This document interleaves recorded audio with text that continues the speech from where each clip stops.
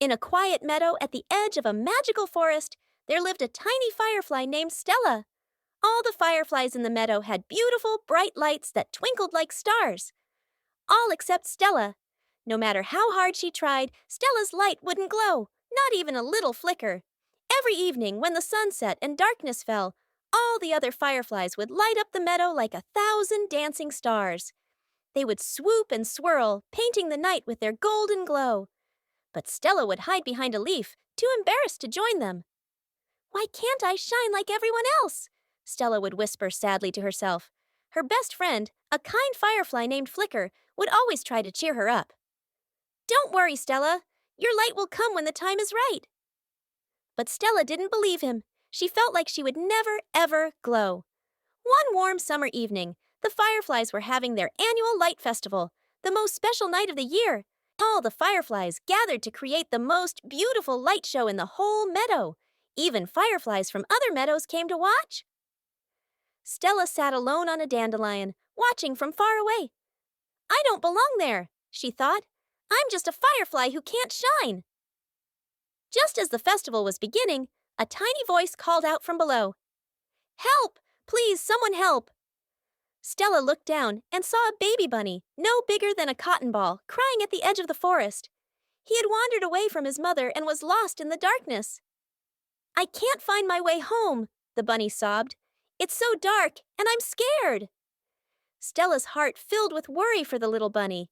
She looked back at the festival, where all the glowing fireflies were busy with their beautiful light show. They were too far away to hear the bunny's tiny cries. "I have to help him," Stella said, even though her own heart was pounding with fear. She had never gone into the dark forest before.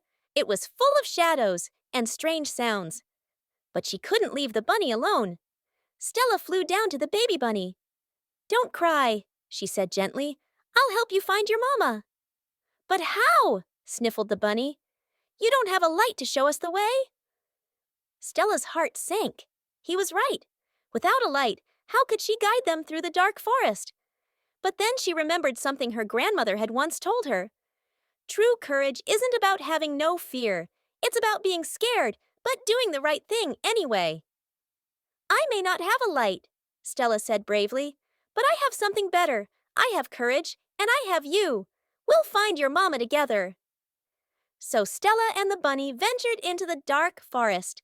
Stella flew ahead, feeling the way with her antennae, listening carefully for any sounds of a mother bunny calling. The bunny hopped behind her, trusting her completely. The forest was darker than Stella had ever imagined. Strange shadows danced between the trees. Owls hooted overhead. Stella was terrified, but every time she felt like giving up, she would look back at the little bunny counting on her, and she would find the strength to keep going. "We can do this," she whispered to herself. "Be brave, Stella. Be brave." They walked deeper and deeper into the forest. Then suddenly, Stella heard it. A mother bunny calling desperately. "My baby, where are you?" "Over here," Stella called out, as loudly as her tiny voice could manage. But the forest was so big and so dark. The mother bunny couldn't see them or hear Stella's small voice. Stella felt the bunny trembling beside her. She had to do something. She had to try harder. This little bunny needed her. Stella closed her eyes and thought of all the love she felt for her new friend. She thought about how brave she had been to enter the scary forest. She thought about how much she wanted to help. And then, something incredible happened. Deep inside her chest, Stella felt a warm, tingling feeling. It grew warmer and warmer, spreading through her whole body. And then, glow! A brilliant, beautiful light burst from Stella's body. It was brighter than any firefly light in the whole meadow. It lit up the entire forest like a golden sunrise. "Mama!" cried the baby bunny, seeing his mother in the distance. "My baby!" called the mother, running toward them. The mother bunny and her baby were reunited at last, hugging and hopping with joy. The mother bunny nuzzled Stella gratefully. "Thank you, brave little firefly. You saved my baby." Stella looked down at herself in amazement. She was glowing. She was actually glowing. And her light was the brightest, most beautiful light she had ever seen. Flicker and all the other fireflies had seen the brilliant glow from the meadow and came rushing over. "Stella, you're shining! You're really shining! Stella's grandmother flew up beside her, tears of joy in her eyes. Oh, my dear Stella, don't you see? Your light was always there, deep inside you. It just needed the right moment to shine, a moment when you forgot about yourself and thought only of helping someone else. From that night on, Stella's light never went out. She learned that the brightest lights don't come from trying to be like everyone else. They come from being brave, being kind, and caring about others more than ourselves. And whenever young fireflies in the meadow worried that they couldn't shine, Stella would tell them her story and say, "Your light is already inside you.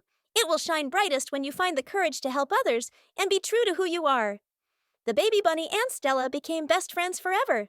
And on special evenings, you could see them together, a glowing firefly and a happy bunny lighting up the meadow with friendship, courage, and love. The end.